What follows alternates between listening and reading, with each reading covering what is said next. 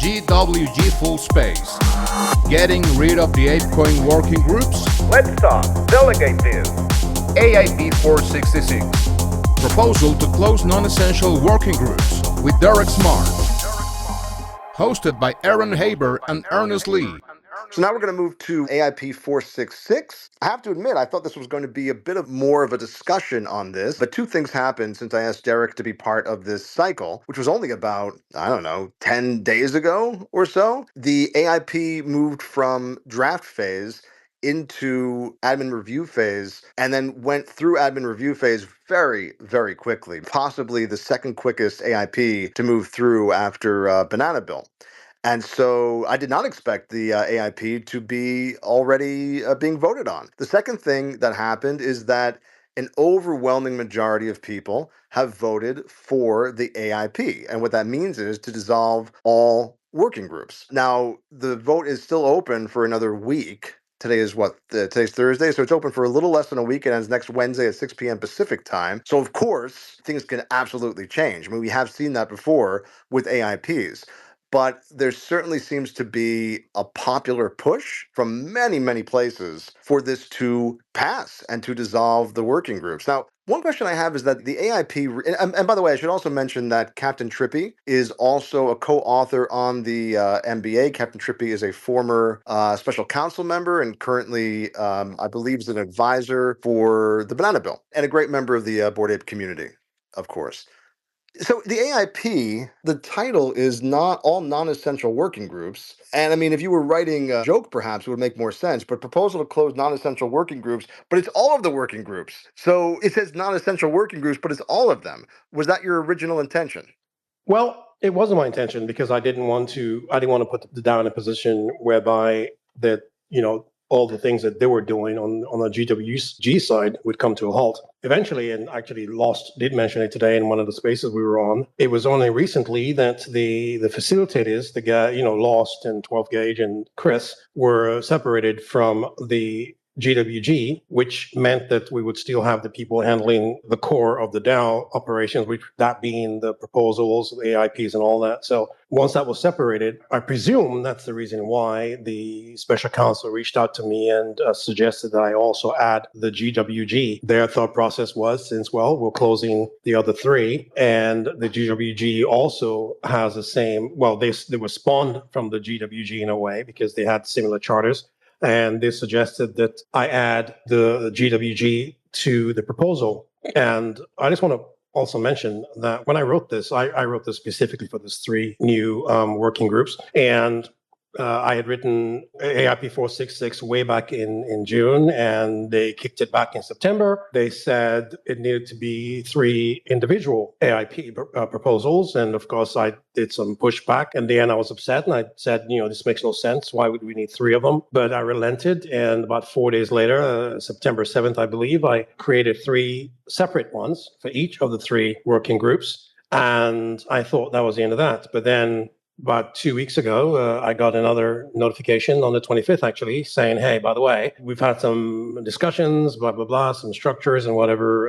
You can, reopen your AIP 466. But when you do that, you need to add GWG and you need to remove any mentions of funding clawbacks. So that's how 466 went from dead to being split up into three to being resurrected and to the GWG being added to it. And thank you. And I understand when you have an idea that's very important, and not you, but anybody, that you don't necessarily go with perfection. You go with what's going to get that idea through. So I guess my question is, if you didn't want the GWG involved originally, why did you decide to move forward with the GWG involved? Now, by the way, before you answer, I do want to say that, I'm coming from a position, I always disclose everything. Now, for those of you that don't know, I work with the GWG. The GWG sponsors this program. I'm part of APU, and I'm also part of the Small Committee Grant Fund. Now, that being said, look, whatever's best for the DAO is what I want to happen. But so I'm not trying to needle you about the GWG in particular. I just wanted to disclose so everybody knows where I'm coming from.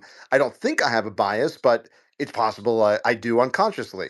But Derek, I just want to hear your take on that, and then we'll move on to other topics on 466. Well, did you want my take on? Sorry, Aaron, I wasn't clear there. I thought you were making a statement and asking a question. Can you Sure. repeat You that? clarified that you originally didn't want the GWG to put in, and the special counsel asked you to separate it into 3 separate AIPs for each of the quote unquote non essential working groups, but then came back to you and said they would put them all together as long as you got rid of clawbacks and that you also included the GWG, which you originally did not want to do. So, my question is, what was your thinking in accepting their proposal to include the GWG, even though you didn't originally want to?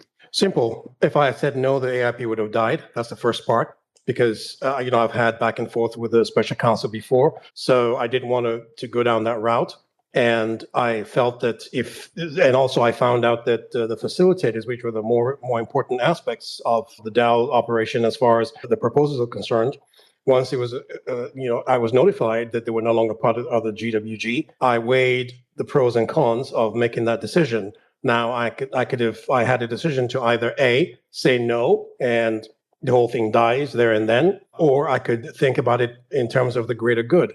The way I looked at it, I figured that, and this is explained in the proposal, I figured that even if the GWG was added, that people who were showing up and performing in those roles would be the same ones who would be retained anyway. So for me, it was either, make a decision for the greater good, or make a decision based on ego. I don't make decisions based on ego. So that's why I decided to go ahead with that. Got it. Thank you. Eric, I have a question. I see in your proposal that the tasks being currently with the working groups go out to RFP, or request for proposal. Who oversees those proposals under your plan?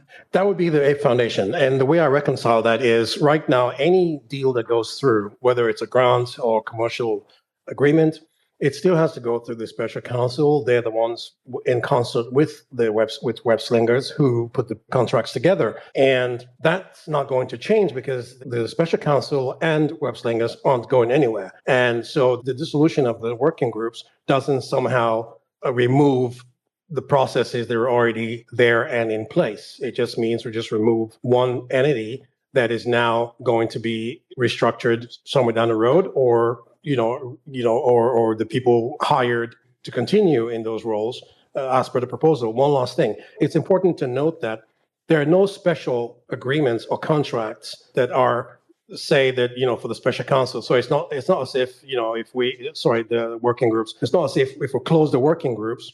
So now we have no way of doing contracts for these people. That is not the case, because all these contracts are done through the special counsel and web slingers anyway. So it doesn't really matter whether it's through a working group or it's a third-party contractor or it's an attorney or, it's an accountant. These are all service providers and they all go through the special counsel and web slingers. So nothing's going to change there. You have the working groups dissolved, that you have the RFP process, and like you said, it goes through special counsel and web slinger, and then the budgeting is all done through, I assume, AIPs to approve the budget. Is that about right?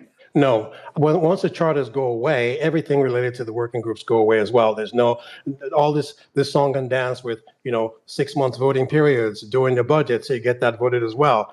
Setting up entities, doing all that stuff goes away. All the complexity goes away. What this does is, once it goes back to the special counsel and the APE Foundation, when they hire for these positions, they're the ones who would then determine what those payments are, what the budgets are, if any. It's entirely up to them.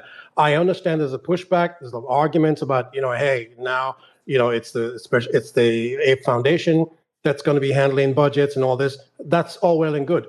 They're the ones supposed to be doing it anyway. And the onus is on us to ensure that if, in fact, the special counsel and the web slingers, which we call the APE Foundation, if they're going to continue as a going concern, then the onus is on us in the community to ensure that we vote in the right people, because now this stuff is now consolidated. So that's what's going to end up happening. It's not going to be in this 6 month song and dance, budget this, budget that, and all this nonsense. That all. Yes, sir. So the special counsel decides on the budget. Yeah, I would think so. They would, of course, they would know that they would have a budget for salaries or programs, the same things they've always done. I mean, they have a budget when they decide they're going to hire attorneys or accountants or any single thing. So the way I see it, and the way I put it in the proposal, is that they have the flexibility. They can do it if they want to do it on their own, or they can put up an RFP. The flexibility is there because I didn't want the foundation or the DAO to be once again hamstrung by procedures that are inflexible. So I wrote in the flexibility within the proposal to allow for that. Fair enough. I understand. So, just a couple of things here. So, one of the things that you just said, if I understand it correctly, is that the people working for the working groups can be hired by the foundation, which is web swingers working with the special counsel. So, we're saying that the people that were elected, their elected positions are going to be dissolved, but they could be hired back unilaterally by the special counsel. That's interesting. It's not that simple. It's not that they're going to be kicked out, even though they were elected. Yeah. Their terms will come to an end. And if their terms come to an end, there's no more elections, then there's no more positions to be Wait a elected second. for. Sorry. So there's be clarity Well, there. no, that's actually the opposite of clarity for me, because what do you mean their terms are going to come to an end? You mean their terms are going to come to an end because there's an AIP that dissolves the working groups, not because they're going to work until the end of their term? Which do you mean? Well, it's very simple. The working groups were there, they were created, and then they have a team, whether it's 3, 4, Yeah. whatever. So it's the working group, it's the charter, it's the team. Now the team gets elected a 6-month or 12-month term, or whatever the case may be. So this proposal will then not only terminate the working group, or terminate the charter along with the working group, and the terms of the people within those working groups also will come to an Yeah. end because they're going to be paid for that term. That's it. So if there's no people in the working groups, there's no need for the working groups to exist.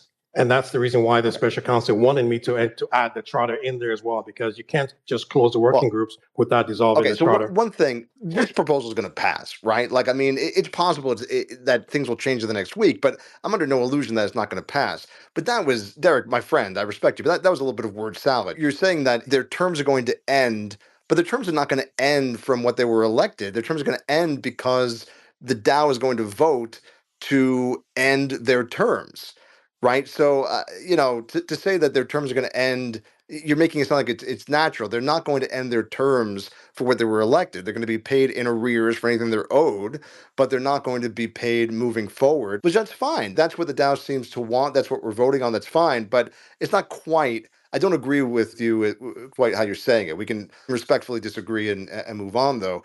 That's incorrect. Okay, tell me how it's incorrect. It's very incorrect, because the proposal clearly says that all the zeros we paid whatever, if it's in full, in arrears, and this is specific. Yeah, it says paid in full and in all amounts that are in arrears. So here's the thing, and the special counsel was very clear about this in our communication, which is why they didn't want any clawbacks. They didn't want to end up in a situation whereby the working groups now had $10 allocated to them to pay them, and then this proposal kicks in, and all of a sudden they're no longer getting paid. I'm looking at a proposal right now. Say there's a 6-month term, there's 2 months left to somebody's term, they're still going to get paid. Derek, Nobody's saying, can I ask a question here? Who's Yes. going to pay them? I want to say something first. This is literally the Go ahead. first time I've spoken publicly about all of this, right? So I want to make a couple statements just off the top. Number one, the working group structure is broken as a whole. Okay, there's a lot of flaws there. So I'm not opposed to the structural change that needs to happen. I want to be very, very clear about that. Number two, well, there's a few things that I could say, but I think that that's the most important thing before I say anything else. So let's get back to my question to Derek here. Derek, when you say that these stewards are going to be paid for the remainder of their term, explain this to me, because there are working groups right now who don't have a budget. There are working groups who have never had a budget right now. So are you suggesting that the APE Foundation should be paying these stewards for the rest of their contract? Yes, when I wrote this up, I took into account the working groups that actually did not have funding, that they weren't even put in place. Some of them, for instance, the web, and I believe Metaverse had the same issue, whereby it took some time for them to actually get set up and get their funding.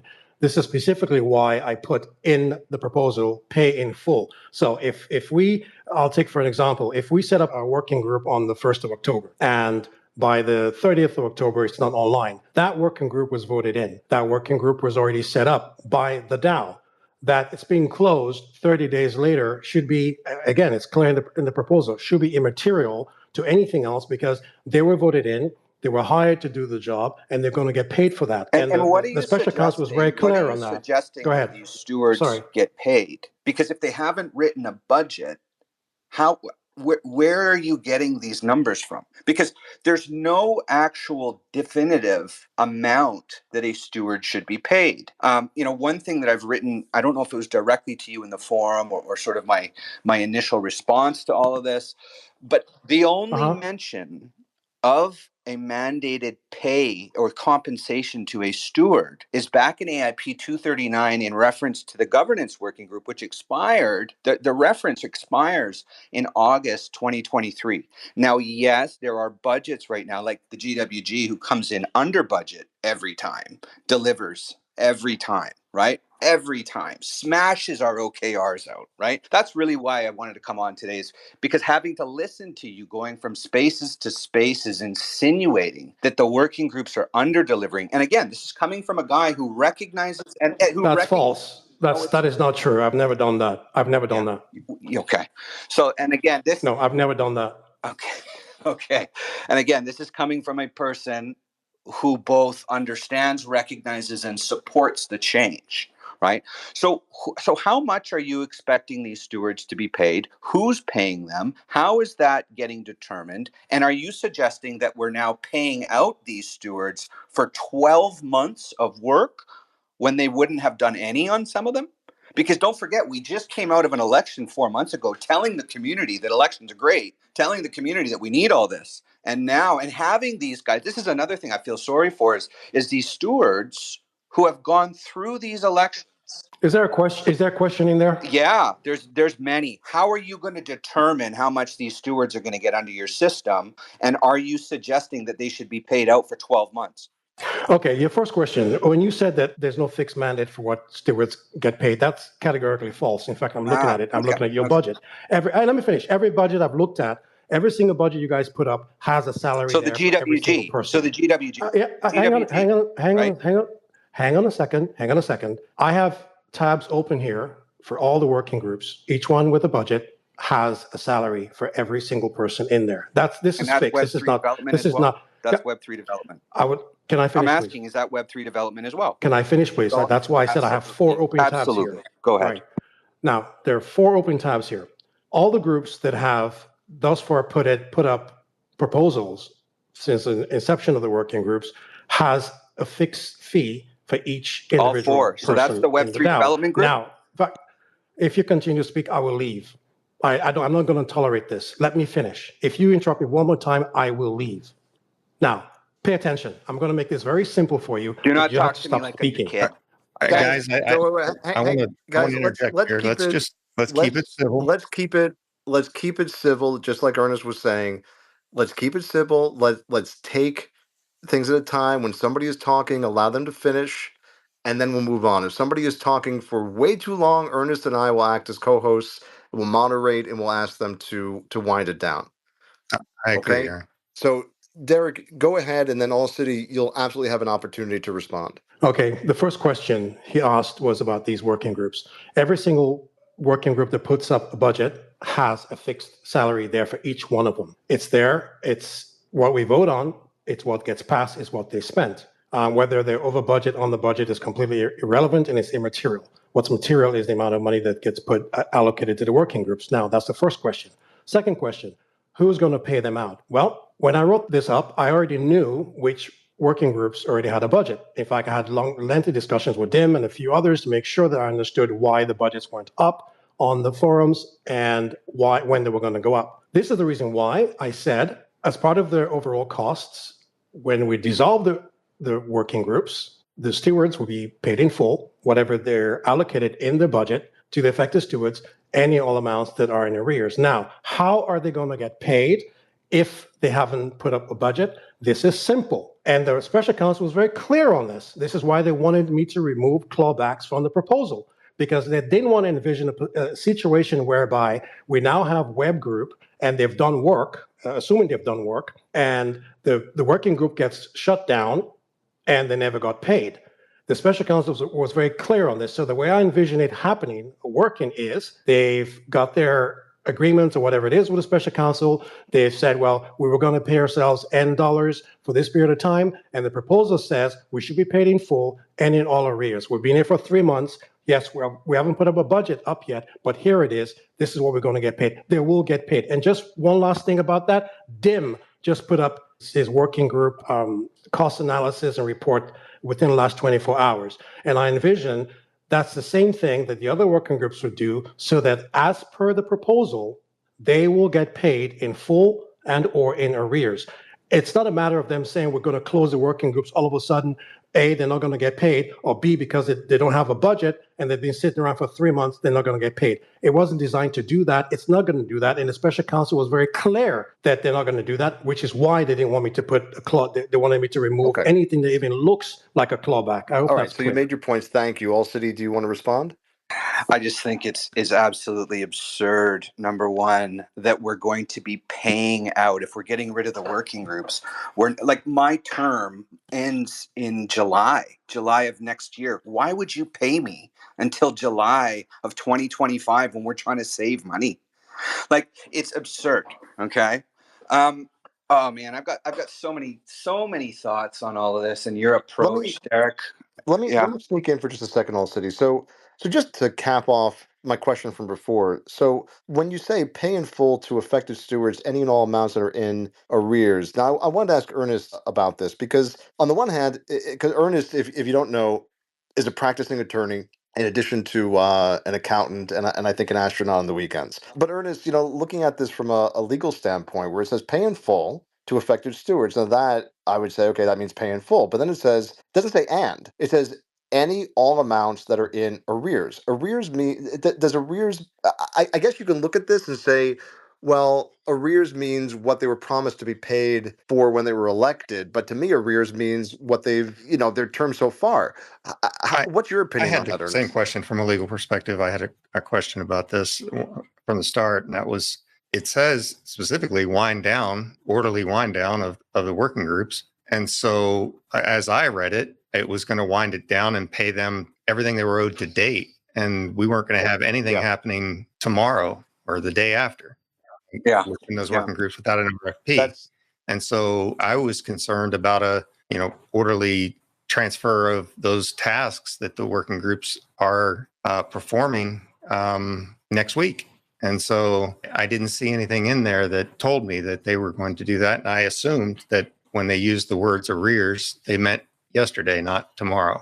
Well, that's what arrears means.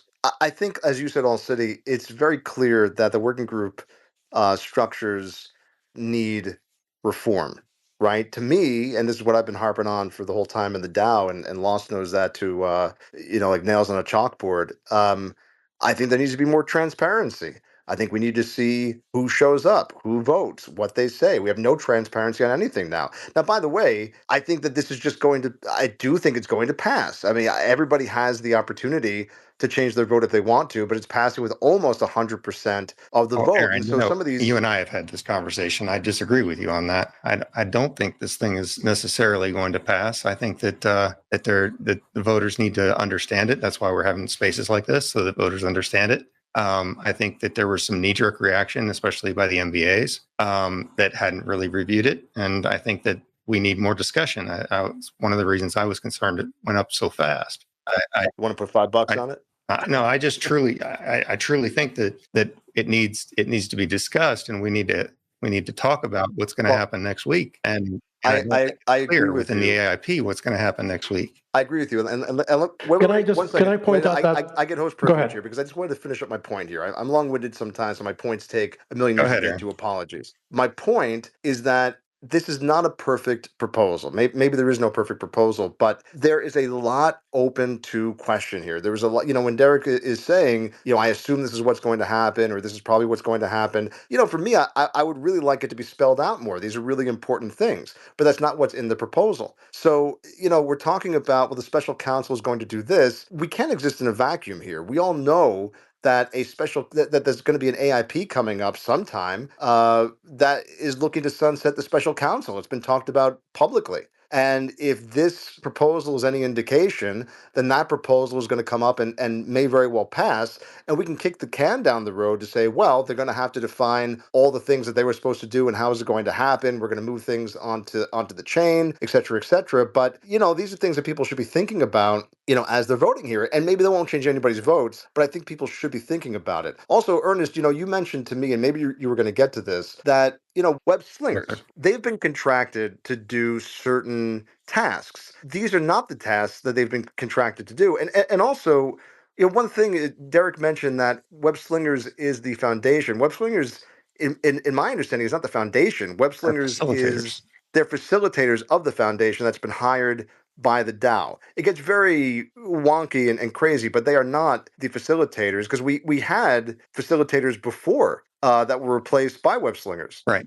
But Ernest, what do you think about basically your own comment? And hopefully, I'm not taking it out of. Hopefully, I'm not paraphrasing you too bad. But web slingers, is this what they're contracted to do or not? It doesn't seem, from what I've seen, it doesn't seem that this would be beyond the scope of what they're doing on their $75,000 a month budget. And I would expect that they're going to do another RFP, or they're going to somehow get paid more for doing the jobs that they were previously not tasked to do. I mean, they're attorneys working in Cayman, right? I had to think about it. Yeah, they're attorneys in Cayman. They're not tasked to figure out how we're going to market something, or if we have a new product or something like that, or even to oversee the RFP process. And it just doesn't. I don't think the proposal as it is written tells us what's going to happen next week. And that was my primary concern that you and I talked about at length, and it's the concern that I'm bringing up here. Derek, do you have any answer to that? Yes, I do. I want to address the part about the web slingers. According to the org chart that I'm looking at, this one has been around for a while. It's generally considered that web slingers, they did the RFP back in February 2023. They, in combination with the special counsel, are in fact the APE Foundation. If there's any hidden cabal behind that, I'm not aware, but I never said or indicated that the web slingers were in fact the APE Foundation. They're not. It's always been considered that web slingers, in addition to the special counsel, were the APE Foundation sitting at the top, and that's been my understanding since I joined the DAO. Now, I want to touch on Ernest's valid concern about what happens next week. I own businesses. I know how to set up and shut down businesses. I've been through studios that have set it up, set down. It's not a switch that you flip. So when in the third part of the overall cost in the proposal, it says wind down of the operations of any and all activities and entities. That's going to take some time. It's not going to, the AIP is not going to pass today, and then tomorrow everybody clean out your desk and, here's a box, put your stuff in it and leave the building. Doesn't work like that. That's the reason why I use the language wind down of the operations. I left it up to web slingers and the special counsel to do what they determine would need to be done to wind down these operations, because they've done it before. And the last thing I want to mention about that particular part about the arrears is, again, in addition to the arrears and the language of the wind down, I wanted to ensure that it wasn't a situation where nobody understood what was going to happen when the AIP passes and all of a sudden there's no longer a GWG. No, it's not designed to do that. And there are concerns, yes, and anybody can have a concern about, we didn't spell out, we didn't turn it into a 50-page proposal that's more complex than it needs to be, which is the reason why I try to keep it as simple as possible so that it contains straightforward language that the web slingers and special counsel and the DAO can understand what this is supposed to do. You close the working groups, you wind down the operation like you wind down any department or any company that's going out of business or a department that's being closed. It's an orderly wind down, and anybody who's been owed money gets paid in arrears for that money for the work they've done, and that includes the period of the wind down. Hang on a second, Derek. Go ahead. Go ahead. I thought a few minutes ago you just said people were getting paid out for their whole term. The other quick question I had for you too, Derek, is, we've all heard about all the businesses you've closed down and the 6 cars and the big mansions and all that stuff. I was coming across a couple of things, and I have a very simple question for you. And it might be a little bit random, but I'd love for you to answer for everyone here. Is it pertaining to AIP-466? If it's not, I'm not going to answer it. Okay. No, it's actually not. Okay. We're good. So let me continue. So one last thing about the Cayman Islands. Anybody can go. There's the RFP for that tells you exactly what Cayman Islands, the web slingers does, is on the website. I'm looking at it, and this is just to answer Aaron's concern about what they do. They actually they're not just attorneys. They handle everything to do with compliance, finance, legal, operations, treasury, and a whole bunch of other things is right there in the RFP. These are things that normally a different company or studio would hire different parties to do all these things. Instead, we have this RFP whereby the DAO hired a team that can do all these things rather than have 5 vendors or 10 vendors doing all these things. We have one vendor that then subcontracts what they need to do on a case by case as needed basis. That was the thought that I had when I wrote this proposal, saying that in this instance, the same way the special counsel and web slingers can hire different service providers, whether it's attorneys or accountants or metrics analysis analysts, whatever, they can do the same to hire people to do this work that the individuals in the working groups were already doing, but with more accountability So, Derek, and transparency. So that's Derek, why I modeled it that way. So that's what I Web appreciate Slingers that. does. I appreciate the insight. Aaron had said earlier, if we actually do get rid of special counsel,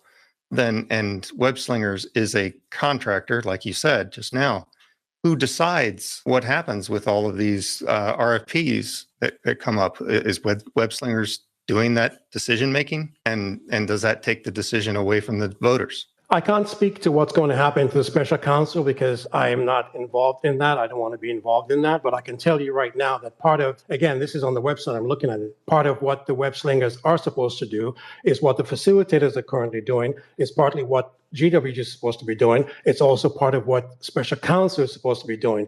I invite everybody to go on our website and look. The RFP is very clear and it's very, very detailed. So it's not a matter of the GWG goes away and then special counsel goes away, and all of a sudden, our DAO falls apart. Right. But it says, I mean, that's not the case. Your first bullet point on this proposal says dissolve the aforementioned working groups. And so, if they're going to dissolve the pay in full any amounts, any all amounts that are in arrears, so that what that tells me is, from a legal perspective, that tells me that we're going to dissolve them tomorrow, and we're going to pay them up to date, and that's it. And then anyone that wants to do anything. What about the wind down of the operations? That would take into account wind down, that as well. That tells me that they're fired upon passing this proposal. Everyone working in the working groups is fired, and they have to do an RFP in order to they have to basically bid. Yeah, and there's no definition for wind down necessarily. Nothing. So what you may have in your head may be different than what's happened. We do have precedent that when an AIP is passed, it's immediately put into play. That was the case. I don't remember the number of it, but the AIP stating that anything over $250,000 has to have a 69% supermajority. That was put into play within hours of it passing for the next round. And my assumption here, and again, it's assumption, just like Ernest said, that if this does pass, that the working groups will be considered dissolved and will be considered to be kind of null and void at that point. I don't, if I know you didn't want to put down a 50-page document and anything, but there is the special counsel seems to have the authority at that point to define what a wind down is, and a wind down could be, we're gonna have this big plan of 3 months of winding down. It also could be, hey, here's the wind down, you're done, right? So it could be that as well. I do want to go to All City next, but then Bulls on the Block had their hand up, and they're also an important delegation here, and I believe they are maybe the only delegation so far to be voting majority against this AIP. So All City, please go ahead. Yeah, no, just for me, I got to hop on another call. I just kind of want to wrap up. So I just kind of wanted to give some closing remarks. Number one, look, very easy for me to, it's disappointing, this situation. Again, I'm in favor of the structural change. It needs to be done. I just want to make it clear. It's really difficult for me from a personal standpoint as someone who's been here for a year and a half, gone through 2 elections, built an incredible amount, fully functioning, super successful initiatives, programs, being able to help out with community-driven, initiatives like this. Like Aaron's just done a fantastic job structuring this whole thing. Ernest, you as well. So for the GWG to be able to help in these ways, it's quite special. And the programs that we have developed and just supported in the community, it's very unique. And so I just kind of wanted to be clear before I signed off that, it is, on a personal level, it's tough, but sometimes change is good. It's needed, all that kind of stuff. On the same hand, where my sort of fieriness comes from really at the end of the day with all this, and Derek, you can say what you want. It's just the way that you speak about things, the way that you speak to people on the forum, the way that this whole sort of campaign has gone. Because I have people messaging me, man, you got to listen to this guy. Like, you talk about some of this stuff as if it never existed. And it's sad. It's really, really sad, because at the end of the day, the GWG is getting sacrificed for the greater good, right?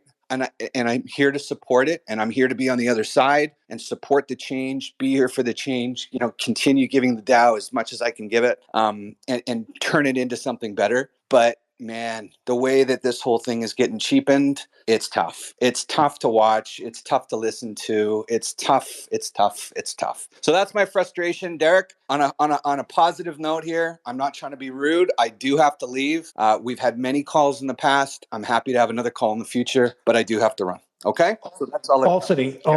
Can I just say one last thing before you leave, if you don't mind, respectfully? I have never, and I have recordings of every space I've had in the past 24 hours. Not once have I ever cheapened anybody has done. Also, remember that the GWG was never part of this proposal. So I am personally affected when you say things like, I'm going on spaces, cheapen what you guys have done. That is not true. That is absolutely not true. I mean, I've written tomes about this, specifically explaining how this has nothing to do with the people or the work being done. I've been very, very clear about that. I invite everybody to go back and listen to my spaces. I've only had 3: the BAYC one from yesterday, the Ape Chain one from the day before, and the one from this morning when I was on there. I have never, not once, have I made any statement, written or verbal, that cheapens anything you guys have done. In fact, quite on the contrary. In fact, I have tools that I can go into the spaces. I can extract every single thing I've said, where I've even mentioned you specifically as one of those who's worked hard in this DAO. I mentioned you by name. I've mentioned Dim. So I understand this is a very difficult process. I understand it's a very difficult thing to do. But I would only push back by saying that anybody who tells you that I have gone out and said this, that, and the other, it's false. You guys know me by now. I don't mince words. If I said it, I will stand by it, because that's the measure of a man. I would not go behind it, but I would not do it because it's not true. I've never done that. I recognize what you guys have done. I talk about it all the time. I even equate you guys, your grant program to Thank Ape, which I support, as you guys know. So again, this is not personal for me. I'm not making any money from this. Nobody's paying me to do this. This is just something I do because I love the DAO, because I see a good community that I could build and be a part of. Anybody, it's okay. We all have personalities. We all have, intuition. We all have plans. We can't always agree. I believe that this is the right thing to do. It's okay to disagree with it, but I have never, not once, cheapened anything that you guys have done in any of the working groups. And I would hope that you would go back and listen to the recordings and look at the things I've written and understand that. Okay. I thank you for your service to the DAO, but that is completely incorrect. I want to make sure that I go on record. You have gone on record. Thank you. And the only thing I'll say to that, Derek, is when you say that the GWG was never meant to be part of the AIP, you did have the choice to go forward with the AIP or not go forward. And I can understand, as you said before, that you think that dissolving the rest of the working groups was important enough to also include the GWG, but there was a choice there. Now, I want to go to Bulls on the Block. You've been waiting very patiently. And any comments that you have? This is a space for all the delegations and AIP authors to get up. Captain Trippy was invited but was not able to make it for personal scheduling reasons. And I have also invited several stewards as well, and any steward is welcome to come up on stage as well. Bulls on the block, go ahead. Hey, Aaron, thanks a lot. Appreciate that. And I had three key points. One of them was kind of addressed, I guess, with the explanation around web slinger and what an orderly wind down looks like, and who's gonna lead and coordinate that. That was a big hole in my interpretation of the proposal. It wasn't clear to me just on the proposal on how that orderly wind down was going to take place, and that was a big concern of mine. The other piece is, and Derek, you just mentioned it, there's good people who have done good work. While the structure maybe we see is flawed and there needs to be change, and I'm all for change and transformation and continuous improvement, but I do feel like the approach there, and I'll get to a question on my third point, but I feel like the approach there was a bit throwing out the baby with the bathwater, alienating some good people who have done some good work, that could have maybe been more excited and engaged with the orderly wind down and help get to what this target state is going to look like, with the RFP being a framework. Then I'll get to my question. So the question I have is, with the RFP approach, in my experience, if you go RFP to RFP, you don't always have a good strategic delivery, meaning, you're piecemealing it from one RFP to the next. And Derek, wanted to get your thoughts on how do we make sure that there is a strategic vision, strategic delivery, that all of the RFPs start to paint a picture towards a bigger end state. And that's a bit of my concern also with the RFP approach. That's a very good question. The DAO, when they first started with these RFPs, the first one I ever saw was this RFP for the Cayman Islands administrator. And they had specific guidelines, the same way they had guidelines for the elections, for the special counsel, GWG, whatnot. And those guidelines are very simple. It's basically saying, hey, this is what we want, this is the description, the operation, blah, blah, blah. And then the people who want to respond to the RFPs, it's just like a job description. They go in and submit. So when I wrote this, there was an AIP, I can't seem to pull it up right now. There was an AIP that went up that kind of streamlines the whole RFP process, because somebody looked at this. This was doing ApeCoin before we did an RFP. Somebody looked at it and said, hey, wait a minute, if we're going to go with this original RFP template, we need to fix it because it has some glaring holes in it. That person went out and wrote a proposal on how to do RFPs going forward. If I find it, I'll post it later.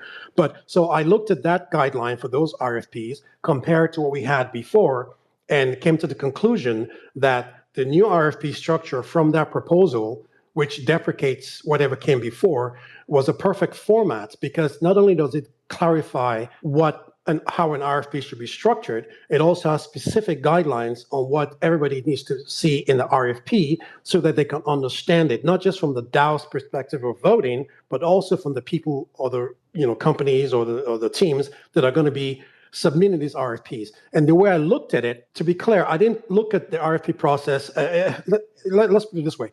Usually large corporations, they have different departments. Departments get shut down, and you still have key members in those departments who are very valuable. You have space for them. You have them move to a different department.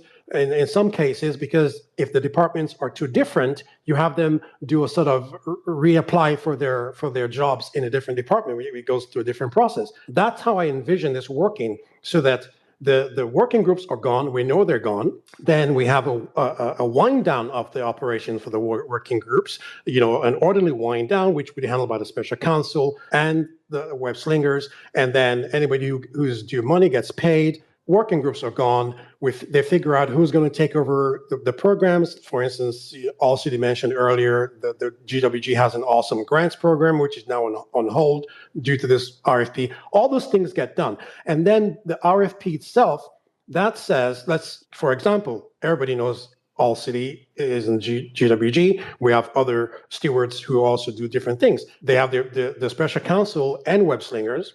They have the opportunity to say, well, these guys can stay in place. This was what they were being paid, and we're going to put up an RFP because we need to have this, and this. But those come with the same transparency and with more accountability. That's how I envision it. But if anybody goes to the website and looks at the new RFP, it's very, very clear. But I invite you all to compare the new RFP structure to what Web Slingers, the one we use for Web Slingers, and that's why the Web Slinger one was a lot more detailed. Web Slingers provided a lot more detail than was requested by the original RFP that we put up, because they also saw deficiencies in it. A lot of people don't know what Web Slingers does, but they do a lot of stuff. I can literally tell you right now, if the special counsel was shut down today and there's no facilitators, there was no special counsel, and there was no working groups, Web Slingers can do every single thing they need to do.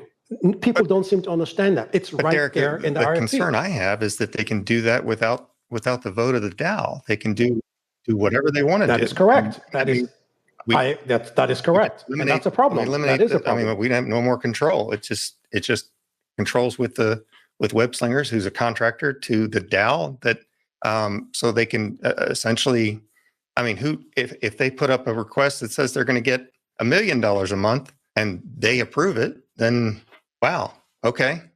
Well, I don't think they can do that because Ernest, you just brought up another good point. Another thing about the web slingers, well, not just them, but anybody that takes this position is, even though the RFP was for a term, obviously that term has been renewed without the DAO putting up another RFP. I don't know who decided that. We don't know how I don't know how the renewal works, but this was supposed to be for a term and they got renewed automatically. So these holes are still there. My proposal doesn't fix these holes. My proposal was specifically for one thing: save costs, hire people that we can have accountability and transparency with, and that's it. But it's not designed to fix all the other problems. Did you or the special counsel reach out have. to web slingers to get their opinion on what will happen if this gets approved? Sadly, I do not know, because funny enough, the fact that we have a DAO, Ernest, is I have never once sent an email to web slingers and got a response. Not even once. There's no, I can't, unless of course it's a special counsel or the working groups or maybe lost in the facilitators, but we in the DAO who hire these people, we have no direct line to them. And it just seems, my concern is it seems like if this passes and that, it may very well that I feel maybe that next we see the special counsel go away, and then we have a contractor that decides how much they get paid and when they get paid and what they do, and none of that goes to a vote. I mean, this is the beginning of the centralization of the DAO. Well, and this is true, and I want to touch on that, Ernest, because I don't believe that the special counsel can close down the special counsel without a DAO vote. And I don't believe that they're going to close it down. I personally don't believe that they're going to close it down and all of a sudden hand it over to a third-party contractor, because that third-party contractor can do all this stuff. I just don't see that. So I think whatever's going to happen with the special counsel, if at all, it's going to be open to a DAO vote. And I know that a lot of people have said this already, that the goal is to go move everything on chain, but there's so much you can put on chain. But at the end of the day, it doesn't matter whether we have a decentralized DAO or a centralized DAO. What matters is, do we run it efficiently? That's you don't have a the DAO concern. if you don't have it decentralized. That's what the D stands for. Well, that's the point. That's the point I was making there. That's precisely the point. Derek, you are assuming quite a lot, and none of us can know what's going to happen in the future. I mean, my assumption is that a special counsel dissolution AIP is going to go up soon. That's my assumption. Of course, none of us know because we're not privy to what's going to go up or not. But I think it's going to go up pretty soon. And I think if this vote is any indication, the special counsel is going to be dissolved and sunset. And we don't know whether or not any specifics are going to be put into place as to what happens. We know that there is a push to move things on chain, which I think is great, by the way. But I'm not so thrilled about losing a lot of decision-making power. Now, it could be that the decision-making power is completely up to the delegations. It could be that AIPs, are put up after a certain, what do they call it, temperature check or something, just directly online, on chain rather, directly on chain without the special counsel or anybody having to go through it. And it could be that it's just voted on, but then where does that give all the power? Just to the large delegations. Right? And that's it. Yes, and that's where they should be, I think, because I believe that at the end of the day, if the DAO wants to take power over its own entity, then it's the DAO and the delegations and individual voters who have to make those decisions. Talking about closing, for me, the way I view it, talking about closing the GWG or the working groups or special counsel is no different from saying, hey, we're going to trim the marketing department, or we're going to get rid of the third-party PR, and we're going to build an internal PR department, things like that. But all the other problems don't automatically go away just because we leave the GWG or these working groups in place. The problems will remain there, and we have to start solving them in a bit by bit and just take it one step at a time. I don't think, as a structural thinker, I personally don't believe that we should look at it as, well, if we close the working groups now, then we're going to close the special counsel. Oh my God, our DAO is gone. I have more faith in the fact that people in the delegations and in the community realize the implications of closing down the special counsel and handing it over to a third-party web slinger. I don't buy into that. Well, respectfully, I sorry, 1 second. Respectfully, I disagree. I think that the vote now is very much sort of everybody coalescing around a certain narrative of what should happen. I think the same thing's going to happen for special counsel. So we can disagree on it. I think that you're very focused on your own AIP, which you should be. But I also think that there are maybe other things that are about to happen, and we'll see. Maybe that'll be good for the DAO. Look, I want what's healthiest for the DAO. I want what's healthiest for ApeChain. I'm so glad that Yuga is getting involved as much as they are. I mean, fucking hey, let's go. I wanted to give it over to Crypto is Fun to Coco because he has hand up, and then I want to give it over to Big Bull, who's one of the GWG stewards. Go ahead, Crypto, Coco. Hey, what's up, guys? Sorry, that was a lot, right? So I just want to come in with a couple simple facts on why we voted for Derek's proposal. And I also want to make it clear that I don't necessarily like the way he handles stuff on a public space.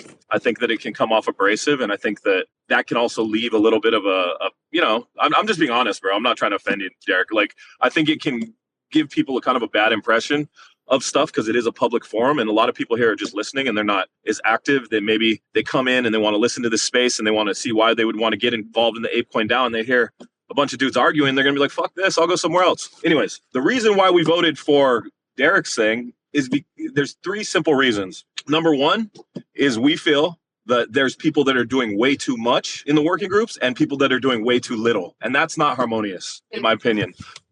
Number 2 is we want to save money because we think that that's a really smart thing to do, especially, now that we've got ApeChain coming up, and we do believe that saving money is always a good thing, even if it's just, we're starting out at, cutting some costs. I think most businesses, when they want to really make a change and they have the ability to, they'll always look at how much they're spending and try to get as cash positive as they can or make the steps to go cash positive. And then also we want, I guess the third reason would be, from talking to some of my other guys that have had experience in it, is I think there needs to be a little bit more of a streamlined approach, and there's just so much stuff going on. I'm not saying guys like All City, man, people that are part of the DAO are they're like gems, bro. They need to be kept around no matter what happens. I guess it would come down to the main point is, I think that there's people that got elected that don't do shit or don't put in the same effort as other people, and that's not fair. And I don't think anything, it doesn't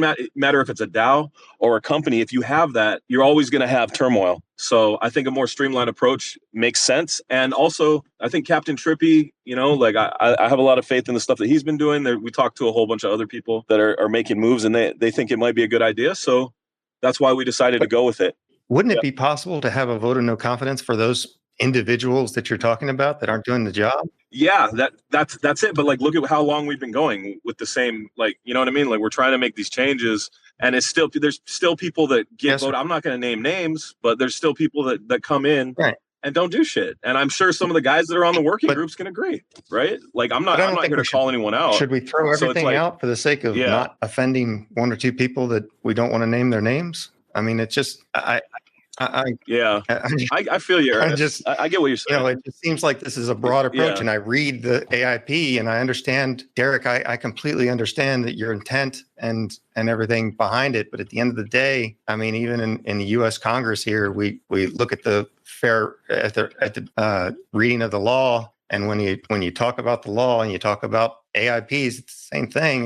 This is what you wrote, and it may not have been your intent. And I understand that the GWG wasn't necessarily your intent in the first place. And that all goes. I understand how that works. But the way it's written, next week we don't have any of those people that are working, and nothing's getting done until we get a RFP out. And I would assume that an RFP would include the timeline so that we could get several different bids for the particular work that's being done. It won't just be something that the special counsel drafts up in an afternoon and says, hey, so-and-so, you have a job now. It'll be something that has to go to bid, and it has to have, if I want to submit a proposal for one of those jobs, I would want the opportunity to do that.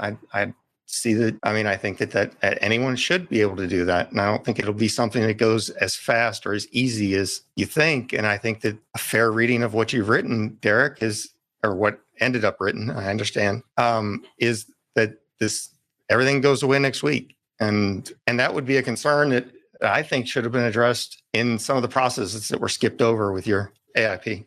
Yeah, that's understandable. I did go through a back and forth with the special counsel on various parts of it, and I actually, in cases where I found that the facilitators didn't get around or didn't have time to make those public, I actually made those public in the discussions. The proposals are not meant to be legally binding documents. The proposals are meant to be guidance of what somebody wants to do. It's the reason why you can write up a proposal for a grant or for money, and it'll take you 3, 4, 5, up to 6 months in some cases to get a legal document drafted between yourself, your entity, and the special counsel, the APE Foundation in this case. So yes, there's a million ways you could say, well, this can go wrong this way, can go wrong that way, can go wrong this way. Those are all valid concerns, and those are concerns that I shared. But again, I wrote this specifically so it's understandable and it's clear. And I do not believe that if and when this proposal passes next week, I do not believe that all of a sudden the GWG and all these others just go away like that. I just don't see that, because it's just not feasible. It's just not feasible to do that. That's all I wanted to say. For my part, and I have talked to others that have the same concern. For my part, I just wish that it was written in so that we understood, and I wish that there was a legal opinion as to any contracts that are being terminated as a result of this. Is there going to be any backlash from the termination of those contracts? And I wish we had a legal opinion on that came right along with your AIP, so that we understood that you can do all this. I'm glad you brought the legal part up, Ernest. I actually thought about that. I discussed that, and I even have another proposal that requires the special counsel or web slingers to confirm that they can in fact terminate agreements. The reason I wrote that proposal is because at one point in time last year there was a proposal by a third party which was seeking to reduce the salaries of the special counsel. It was a big deal. There were other similar proposals, and the special counsel returned those proposals for reconstruction, or flat out killed them, because they inferred that if they went forward with those proposals would put the APE Foundation in violation of contracts. With that knowledge and understanding that the APE Foundation are aware that whatever steps they take, written or not, they have to adhere to these contracts, that made me confident that whatever ends up happening with this proposal, and if there are any contracts that need to be terminated or extended or whatever, that they would handle it, because again, they have attorneys who do this. And that's why I wrote that up. And the reason I'm glad you brought this up, Ernest, because it's something a lot of people don't pay attention to, that everybody working on behalf of this DAO do have agreements. They have contracts, they have payments. All those things would need to be part of the wind down of the operation that I put in a proposal. I did not overlook that, because I already knew that the special counsel already does that. Because Appreciate they told that. us that. Along this same lines, this was billed as a zero cost proposal, and there was some back and forth. I think I've heard some back and forth about it, about this actually being a proposal that should have gone for a supermajority vote, because it will cost the DAO more than the $250,000. As a result of this, they'll have to hire people to do these jobs, and that'll cost more than $250,000. Was there any discussion about that? Yes, there was. Again, good question. In fact, anybody who goes back and looks at the edits for the proposal, it actually was $500,000. And the reason I put the $500,000 in the original proposal is because I envisioned that if the special counsel, well, let me say the APE Foundation went ahead and rehired either the same people who they know have been doing this job, like like All City or Popple or DIM or any of the others who have shown progress and work being done. I envisioned that they would the long and short of it is that that they would be paid and the contracts would be adhered to, and that would cost money. But then the special counsel came back and said they wanted me to remove the cost. It's actually there. I mean, anybody can go back and look at the history. They wanted to remove the cost, and I didn't understand at first why we would be removing the cost. Those are the three things: to remove the cost, remove any clawbacks because that would be in contract violations, I assumed, and also to add the GWG. The logic the understanding I got from them wanting to remove the cost and set it to zero is because anything that's going to be done for this proposal is already covered in the DAO's expenditure, because again, a lot of people don't understand that WebSlingers does all this stuff anyway. So if you need attorneys to terminate contracts, you don't have to go and hire new attorneys. Anybody looks at the DAO's financials, you can see all the line items that the DAO spends money on. So when they said, well, set it to zero, I just assumed that was why we went from 500K to zero.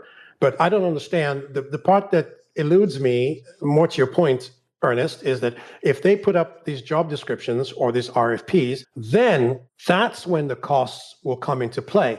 By adding, and this is just me rationalizing it, by adding say they had gone with the 500K as originally written, that would have meant that there's no way they could exceed 500K in any year for any of these activities associated with these working groups. So I envisioned that they wanted to remove that so that they're not handicapped, where now I've said $500,000 a year ago, and then 14 months later, the cost of things have gone up, or they can't find good people for that kind of money. They wanted to have the flexibility, because the cost would not be written into the proposal. It'll be written into the RFP, which is why they have to remove it. Does that make sense? Because you didn't write in, because it wasn't written in that this had any cost, it did avoid the supermajority requirement. You would acknowledge that, right? Yes, of course. But when I looked at it that way, I didn't think about the supermajority, to be honest, because when I looked at it, I put in, remember, this actually was written in June, and my AIP predates the supermajority proposal. So at the point in time, that had not come into effect, and they wouldn't have played any, if the special counsel come back and didn't say, don't remove it, I wouldn't have just gone in and lowered it, to under 250K for it to pass. I wouldn't have done that, because again, this is not up to me. It's up to the DAO. But is there anything stopping WebSlingers then from just hiring people and spending $5 million to do these jobs? No, there's not. Yes, they can't do it because the proposal specifically requires RFPs and job descriptions to be put up so people can apply for those jobs. No? Yeah, but that doesn't make a difference. Your description just says that something's put up in the forums for people to comment on it. There's no voting on it. So they can comment all they want, but it doesn't affect what WebSlingers can do. So if you're saying that WebSlingers can handle the RFP process, the hiring, they can absolutely hire for as much as they want, and potentially, unless the DAO gets together and somehow fires WebSlingers, there's nothing the DAO can do about it. And even then, those contracts are already in play. That's not correct. That's not correct, though, Aaron. I have to disagree there, because the whole purpose of the RFP is you have to put up an RFP, and it's a public document. The WebSlinger is not going to put up an RFP that says, hey, we won $5 million a year, and all of a sudden they get it. No, anything to do an RFP, according to even with the revised rules in AIP-401 for RFPs, has to be put to a DAO vote. There's nobody is going to put up an RFP and all of a sudden they get what's in it. It doesn't work like that. RFPs never work like that. Sorry, in your AIP, it just says, sorry, Big Bill, 1 second. In your AIP, it just says that it's put up up in the forum for people to be involved with. I do want to get to Big Bull because he is one of the stewards here that would be affected if this went through, and I am looking to wind things down in the next 15-20 minutes. I want to give Big Bull as much time as he needs, and then I want to really just talk with Ernest for a minute before we close things down. So Big Bull, go ahead, please. Thanks. Yeah, I mean, when it comes to the RFP, it doesn't matter what's in the RFP document if this vote goes through, because whatever is the newer AIP supersedes the previous one. And this one clearly states that it will be the foundation and not the DAO. The foundation and DAO are two separate things. The DAO is a decentralized autonomous organization. A foundation is a legal structure in the Cayman Islands. And so the Cayman Islands, all Cayman Island foundations will have directors. And so they are the ultimate controllers, right? It's a layer above the DAO, right? And so things can be given to the DAO, okay? But right now, I mean, really, this is an AIP which is taking from a decentralized autonomous organization to a centralized autonomous aid organization. And so that's what this is actually, the AIP is about. In terms of costs, I'd just like to ask Derek some really quick questions, and I'd like him to answer them in like one-word answers. So, or at least in under 30 seconds each one, right? So when you say clarification of affected stewards, it's something I asked in the forum. I didn't get an answer. Can you specify what is the clarification of affected stewards? I don't see where that's asked. I don't see where that appears in the proposal. Can you point me to where it is? Because I'm looking at it. That all affected stewards will be paid in arrears. So I just would like to know the term affected stewards. What does that mean? Well, I would think that it speaks for itself. Affected stewards, meaning anybody who is in a position in a GWG right now or any of the working groups that's affected by the closure of this proposal. That means you, that means all city, that means anybody who is part of any of the working groups, any four of them. I think that's implicit. Right now, if we look, this is put as a zero cost proposal, and given that Web3 development has not passed an AIP to have any funding, what you're actually asking for is additional funding to pay for those affected stewards. Is that correct? Well, it depends. That's up to the foundation to make that determination, because they will be able to determine who an affected steward is and what those stewards are. But why have you used terms which is why in your AIP which you can't define? I'm going to ask you politely to let me answer the question before you interrupt me. If you interrupt me, I'll stop asking your question. Derek, understood? We'll go ahead and moderate. Let's. Okay. So the answer to your question is, it says pay in full to affected stewards any and all amounts that are in arrears. Affected stewards, I've already explained. Any and all amounts that are in arrears. So that means any steward who's in a position who is owed money, that they've done work or they voted in for position, need to be paid. That's how I envision it, and that's how I wrote it. Does that answer your question? Yes, but that means if that's how you envisage and that's how you wrote it, it means you envisaged and wrote this to not be a zero cost proposal, because the Web3 development has 5 months of payment in arrears because they never had a budget, right? So they came in June, July time, and it's now almost November, right? So it's very interesting that if that was your understanding, then your understanding of zero cost is in conflict. And I know that you're a maths expert, so you can understand that. Well, no. Again, when I wrote this up, I didn't have to take into account budgets that didn't exist. I took into account budgets that did exist, that were passed, that were actually, approved by the DAO and approved by the special counsel. For instance, if you have the GWG, they usually, as All City mentioned earlier, they usually come on the budget. They have their own budget. It's written. DIM has over at Metaverse Working Group has a budget. Popil over at Marcoms, they have a budget. That the Web Development Group doesn't have a budget, or they haven't put one up, is completely immaterial to this proposal. It just means that if we have a department that was not funded, and that department is now being closed, that doesn't automatically mean that the department is all of a sudden owed money.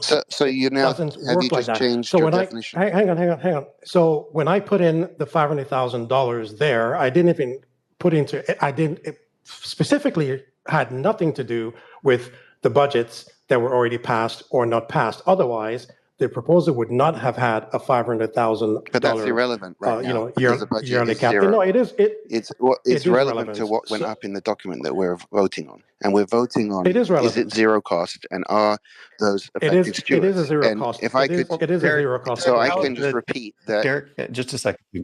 Let's not talk over each other. Ernest, I'm sorry. Derek, explain how it's a zero cost proposal if because this goes into place, the DAO will have to spend money. I mean, if it is a zero cost proposal, let's assume that, then the DAO doesn't have to spend any money because of this proposal, correct? No, it's a zero cost proposal because there's nothing added to the budget zero. for this to pass. It doesn't cost the DAO anything, so there's not a matter of added to the 3 million that I've heard. I'm just curious how it was explained to you, because I understand you're going off of what they said. I'm curious how it is a zero cost proposal. The way I understood it is, let's assume we have a $1 million a year budget for a working group, not any particular working group. And that's already been put up. It's already been passed. And you have a working group that money's there. It's already been allocated. Whether or not they spend it doesn't change the fact that the budget was allocated. Then you have a working group that has zero budget because they haven't passed one.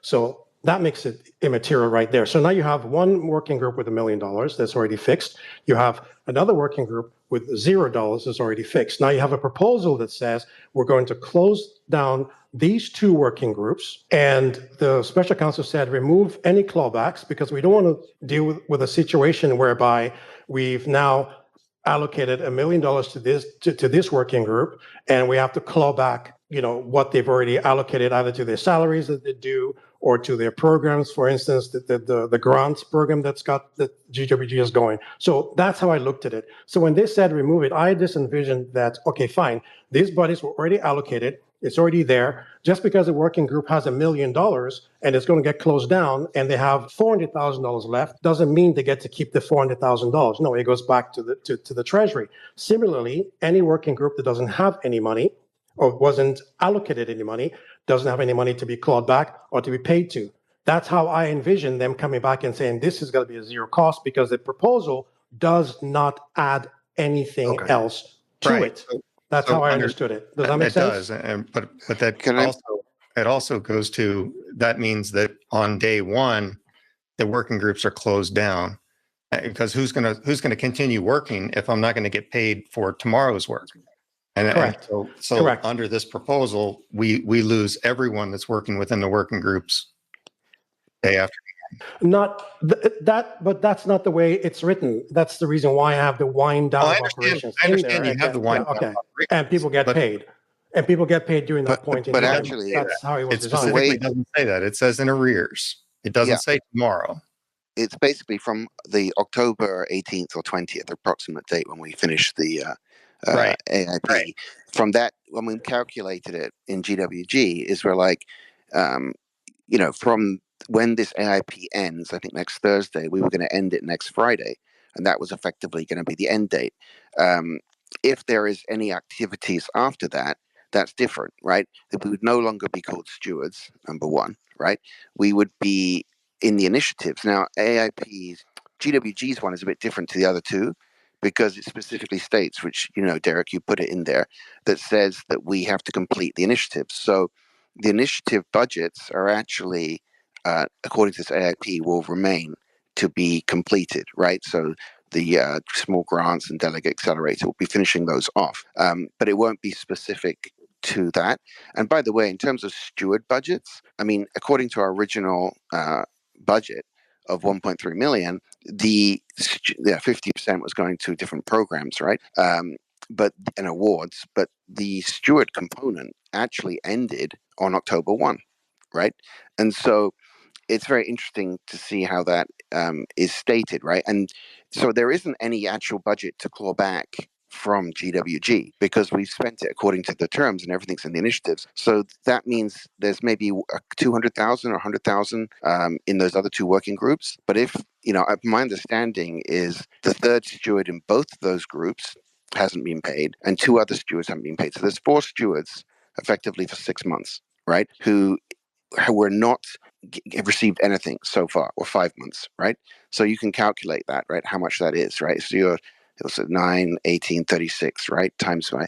So it's basically, there may be funds in there to pay those stewards. There may not be, but there has not been an assessment of whether that, if there is funds there or not, right? And there's also no requirement for those other working groups to pay for a separate working group, right? So I'm just going to go on to another, because I know we're running out of time. So I'm aware, Aaron. I want to just quickly go on to a couple other things that Coco and others mentioned. One thing someone mentioned about throwing the baby in the bathwater and continuous improvement. We were looking at enhancements in AIP 239, and one of the enhancements was a way like ENS that actually we could have a majority or a supermajority of stewards can actually vote out a steward if we believed that they were not being effective in what they're doing. That's what ENS does. They have multi-layers, so they can vote internally, and then someone either will be announced that they're being kicked out, or they will, resign themselves, right? So they have that mechanism. I put these comments about these mechanisms into a post about AIP 239, and it was blocked from the forum last week as an off-topic discussion. And I was not, and I asked them where was it off-topic, and they refused to give me a reason of why discussing AIP enhancements is off-topic. I mentioned that we had AIP enhancements for AIP 239 on the AIP-466, and I was also blocked and given a warning for posting that on AIP-466, talking about closing AIP-239 enhancements is off topic to AIP talking about dissolving AIP-239. So that's something else that happened. When it comes to some of these questions I asked you, right, which was trying to get clarification, right, like the effective stewards and what have you, so that if it passed, or when people go to vote, and they can have a more informed decision, I wanted it to be clear, right? And even those questions, they blocked me and refused to have them added. I shared more information about Captain Trippy's open profile from the Banana Bill. I was also blocked from posting that within the forum. So this is just some things that have happened, right? When it comes to RFPs, by the way, there's an RFP right now for WebSlinger, and they're meant to, within 48 hours of working, 2 working days, they're meant to make updates to the website and the forum if requested, right? Right now, the website still includes the special counsel as the board of directors, although they have been replaced as a board of advisors. And that's been requested a month ago, and it's not been updated. So, who will enforce that this RFP, things get delivered on an RFP for things that they're meant to be working on, right? So, I think a few things here is we do need to address, how stewards are working and make sure that there is it's clear. I do think leads should be given more, and I've talked about that in the forum, and with more responsibility but also more control. And I'm not the leads, but I'm making that statement, right? I think it's unclear that this saves money. You've mentioned 3 million of budgets that are not approved, so that's purely speculative that there would be a cost of 3 million, right? But I do one thing for sure: when you go from decentralized to centralized, it will have more streamlined, but without any oversight from the community. It'll be more oversight from the directors of the foundation. So that's kind of a few summary points, right, that I've mentioned there. And I'd like, maybe I'll pass it over to Aaron to discuss that, right? If he wants, or because it does say, by the way, in AIP-1, which is the basis of our entire DAO, the total cost of implementation must be clear in order for a proposal to go to vote. And as far as I can see, the total cost of this proposal is not clear. So I see this proposal as a complete violation of AIP-1. So, Derek, let me just say here that we have different parties that have different points of view and understanding of what the cost is. I think that the point's been made pretty well that there might be a cost to this. Derek has a different opinion to it. I don't know if anybody's going to change their mind here. For me, I will say that I wish this proposal was that 50-page document, that you didn't want to write, because there are so many open-ended questions here that are given up for translation by I don't know who, the special counsel, the web slingers, I don't know who, but really really important things. The GWG initiatives will continue because there are no clawbacks, but who's going to continue implementing them if people aren't being paid? And you're saying that during a wind down period, but the wind down period isn't defined. And I mean, look, I guess we'll see what happens if this thing passes, but the special counsel has shown in the past that they put things into action as soon as these are passed. So I just wish that there was more clarity in the bill here. And, right now I want to give it to Derek one more time. And then I just want to, have a little closing conversation with Ernest before we take off for the day. By the way, we do give out 50 ApeCoin per show. And today we got so into it that I have forgotten about that. So I do have somebody, and it's up to me. It's totally not a fair process at all. I'm just able to give out 50 ApeCoin to an audience member, and I am going to give it to I don't know how to say the person's name. Zaduku with the frowny face, because I think they've been at every space we've had so far. Definitely, I don't know if that's a frowny face that appears all the time with a lot of people, or if that's theirs, but I'll be reaching out. I just followed you. I'll be reaching out to get your contract address to give you 50 ApeCoin. That is provided by the funding from the GWG. Thank you very much, GWG. And holy shit, I mean, next time we have the show, I don't even know. I mean, it's part of the initiative, but this show is funded by the GWG. I don't know. Maybe they're going to take away, not the GWG, but I don't know. Derek, go ahead. Any closing comments that you have, and then we're going to start wrapping things up. Yeah, sure. Thanks. I just wanted to touch on. I'll be quick on this one about two things that Big Will mentioned. The whole concept of whether or not this costs money or not is down to two simple things. If it cost money above 250K, then it would have had to adhere to the 250K at 69% vote pass. To me, that's immaterial. Like I said, this proposal was written before that rule came in, and the special counsel said, "Hey, remove it because we don't believe it'll cost any money to implement this." People keep. I think I need to stress this, that when you put money in a proposal, it determines, it specifically says that this proposal is going to cost this to be done. So the argument, and I understand the argument from both sides, don't get me wrong, because I've had this discussion before. The argument is the fact that the people who are going to put all this stuff into action, are they going to get paid to do this RFP? No. Is it saying that, well, because we already have these budgets and we have to pay these people from these budgets, so now the proposal costs money? No, that's called double dipping. The second part I want to mention is the whole thing about decentralization and the DAO and having control. For me, everybody knows, and I'm a rebel. My entire bloodline, I'm a rebel. So anybody who thinks that I don't sit down and think about all the ways this could possibly go wrong, this probably has no experience in dealing with me. I've looked at this from every single angle. When I wrote this, through all the revisions, I always took one thing in mind: will this pass? And if this passes, can we trust the Ape Foundation to do it as it stands? Those are the two things. It wasn't about anybody. It wasn't about anything in particular. So when I wrote, even though the language might appear to be ambiguous in terms of pay in full to affected stewards and in all amounts that in arrears, I wrote that specifically because I didn't want the special counsel to flip a switch and say all of a sudden, for the 3 months that the guys in the web or metaverse or Markhams have been working without pay, they don't get paid. A lot of people don't understand that sometimes these working groups, these people put a lot of work in, weeks and months, without getting paid a penny, and then they get caught up. I already knew that. That's why I took that into account.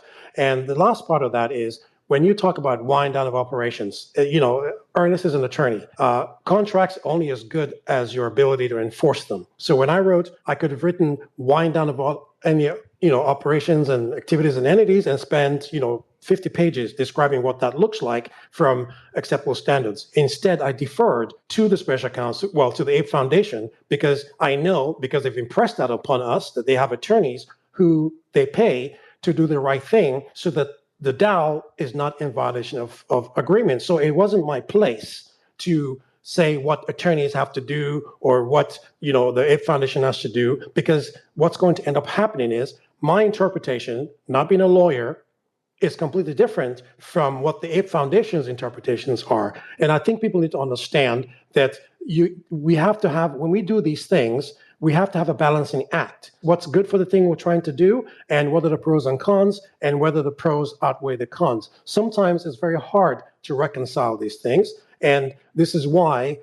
clarity is key. And one last thing about the web slingers and the special counsel. Yes, we don't always agree with them, But the fact of the matter is, and this has to be said, the DAO has zero transparency and zero accountability. So we're basically at the mercy of the Ape Foundation that we're paying. So if we've put the DAO, meaning us, if we put ourselves at the mercy of the Ape Foundation, whereby they can do whatever they want without input from us, how does this proposal passing or not passing, how does that change our relationship? It doesn't. Listen, one last thing, people don't know this. I tried to fire the entire special counsel last year. I have a proposal for that. It says special counsel vote of no confidence. The entire goal of that proposal was to fire the entire special counsel and put the DAO under the control of the GWG. A lot of people don't know that. The proposal is still there. I withdrew it. So I know how the DAO works. I know what the risks are, and I'm just making sure that you guys understand that I think of all these things. That is a 180 then. Yes, I saw that too, Derek. I did some research. I've been reading on this for about a week now, and I did see that you had that out there, and I was going to mention that earlier. So thank you for bringing that up, Aaron. We've had a really good discussion here. I think that this has been one of the best spaces I've ever been on. Yeah, that's great, and I see Big Bull's hand up. So Big Bull, let's go for you for a minute or two of closing comments, and then I do want to talk to Ernest and get out of here because we've been going for almost 2.5 hours now. Perfect. Yeah. Firstly, initiatives that we have funding for, we will still be able to, finish those out. So it is in this AIP. The AIP overall, there are some challenges. It would have been better to have, had them fixed. I'm very concerned about what's going on in the forum. I mean, literally 5 minutes ago, I just got another post flagged and defined as, they said it, offensive, abusive, and hateful conduct, or a violation of community guidelines. And my post was at Captain Trippy, and this was like from a week ago. As the listed co-author, do you also refuse to answer reasonable questions? I hope you can answer them at your earliest convenience. It was a question. It hasn't been answered. When someone puts themselves as a co-author, that's a responsibility as well. And it is part of the terms on the ApeCoin website for authors to answer reasonable questions. So it's just the way, my concern here is the way this AIP is being pushed through. And it's truly not about cost saving. It's about centralizing back under the ApeCoin Foundation. And that's okay. But just say, don't dress up an apple as a peach, right? Just make the say what it's actually doing. Thank you. I'll tell you, if you motherfuckers try to dress up apples like peaches, I will fucking destroy some shit. Okay, that's where I draw the line. Look, Ernest and I have had a lot of conversations over the past couple of weeks because the whole premise of the conversation has changed. Because originally, again, it was supposed to be, let's discuss this AIP that's in the draft phase, and then all of a sudden it got into the admin review phase, and then pushed through. Like pants were on fire, right? And then all of a sudden it had overwhelming support. And Ernest and I, look, I agree with you, Ernest, that I would like everybody to take a really hard look at the specifics of the proposal and to do as much deep diving as we have done, and then to come up with their own conclusions. Maybe it'll be the same exact conclusion that they've already come to, or maybe it'll be a different conclusion. I happen to think, and I think here's where you and I differ, that most people will not do that, and I don't think the vote is going to change. It doesn't mean I don't agree with you, that I don't think that, obviously we should all be thoroughly educated on all of the AIPs that we are voting on, and, specifically monumentally changing AIPs like this one, like the one that's going to come up for the dissolution of the special counsel, which they've done more than hint at, and potentially others that are coming down the line. We should all really be thinking about it. Yeah. So anyway, Ernest, go ahead. Aaron, I appreciate everyone being here. I appreciate the discussion. I think this was a really good discussion. I think that this was good. I appreciate you, Derek. I appreciate you, Big Bull, and all the others that have spoken.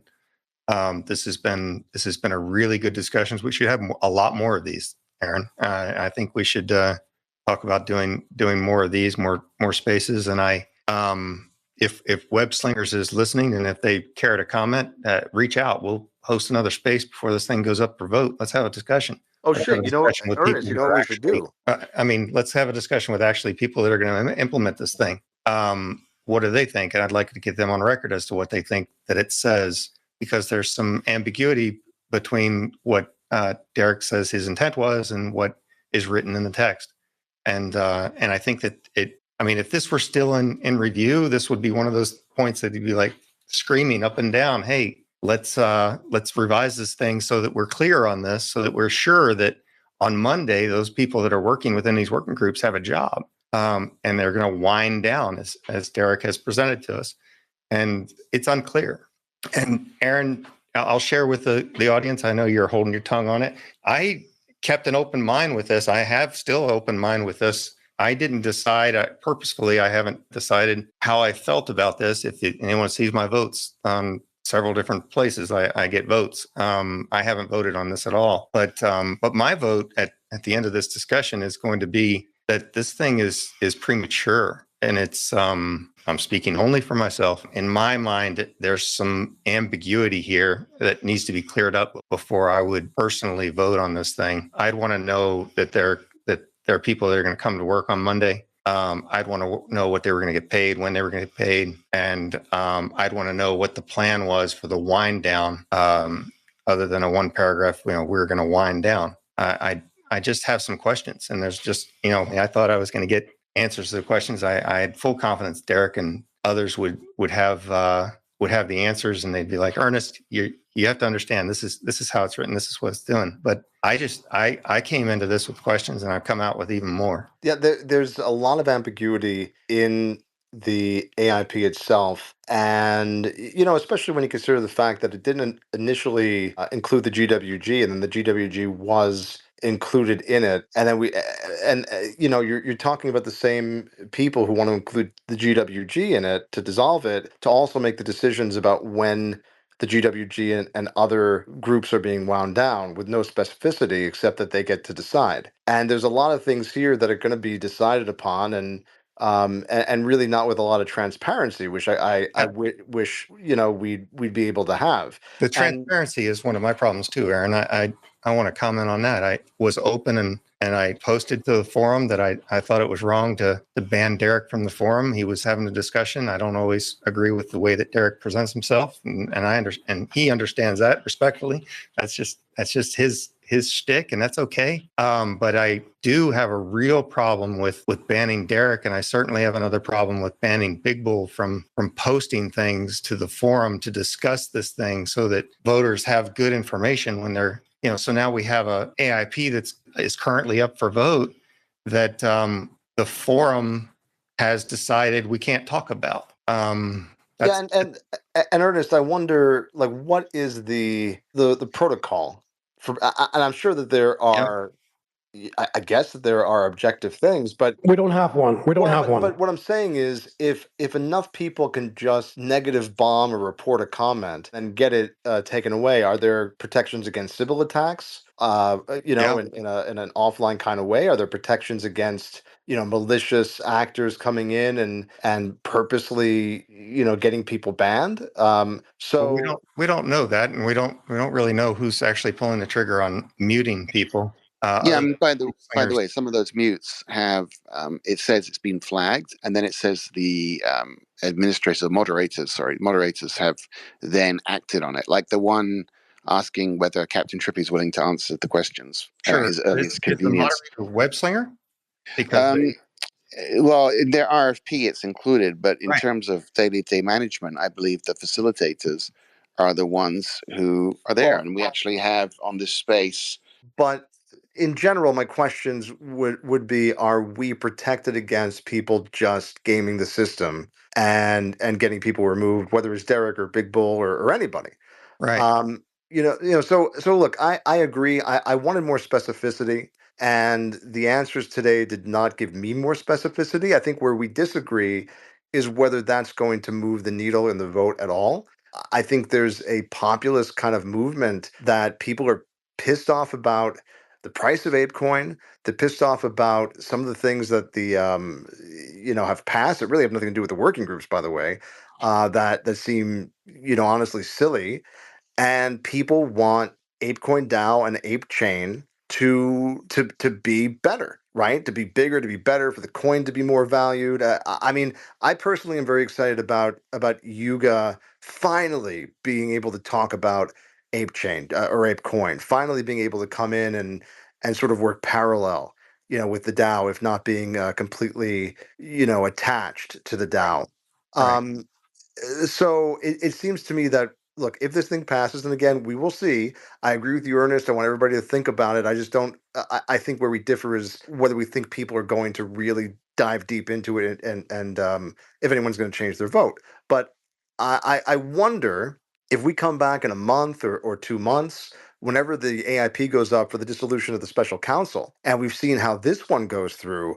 I wonder if people are going to change their mind or demand more specificity and transparency from that AIP, or if it's going to be the same kind of thing where it's sort of like, well, we will figure out other stuff later on, and we'll just see. I wonder if people are going to demand more after they see how this one goes. I certainly hope so.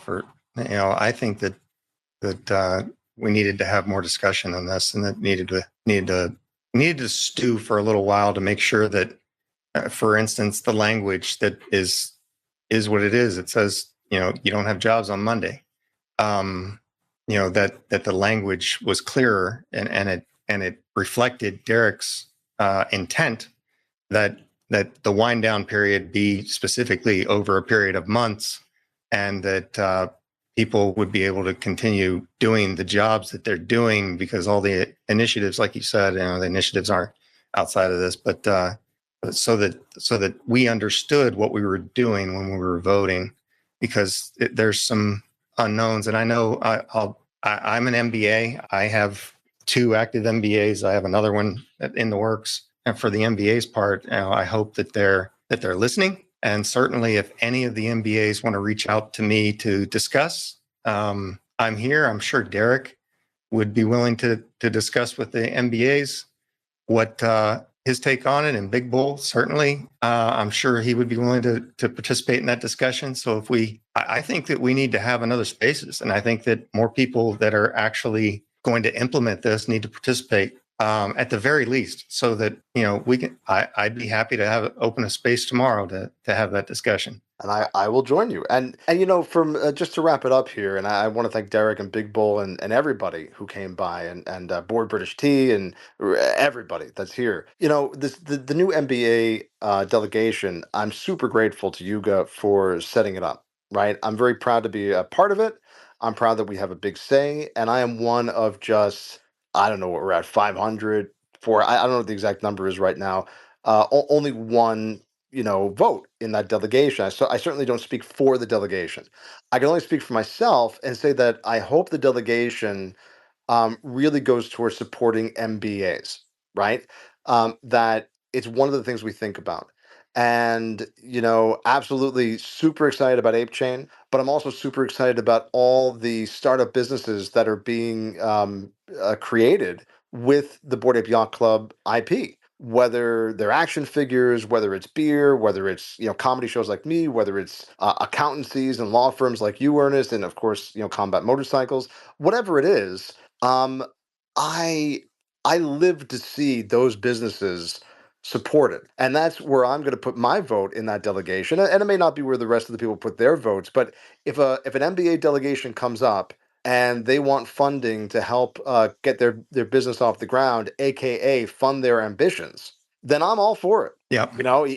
Whether or not I think it's a silly business or whether I think it's an amazing business, I want to see, because you never know when some fucking unicorn comes out, right? I mean, here we are talking very seriously about what we're going to do with the DAO, et cetera, et cetera. You guys realize that we're doing this because, 4Maniacs put out an NFT project with cartoon apes, right? And then we're all so fucking lucky to be involved in it, to have helped build it, all that. So let's keep that in mind when we're judging other businesses, because I have a feeling that if the founders came in front of the some of the people now, that people would say, I don't see this as a serious business. They would turn down Bored Ape Yacht Club. Right. So that's my final. Any final thoughts, Ernest? No final thoughts. I'll be posting. I have a transcript of this spaces, and I'll post that, and so that anyone who wants to read it rather than listen to the whole thing will be able to do that. I have someone who's working on that now. So yeah, we'll continue the conversation. Hopefully, I think we need to have more conversation over the next week. Thank you for participating in Delegate This. Now, we do have another show coming up in 2 weeks. We have one AIP author already, but I'm looking for one more. So if you want to get involved, please DM me. And if you want to go to my pinned tweet and see Laughing Ape's first merch collection drop, go for it. We'll be there in Lisbon, and I'll be talking about it tomorrow on the Board Ape Yacht Club space, which I'm very excited about. Thank you to the ApeCoin GWG, All City, Big Bull, D Smart, Toby as well. Thank you all for putting it together. And I appreciate all the delegations that participated and all the AIP authors. Take care. Bye, everyone. Powered by Dixo and ApeCoin.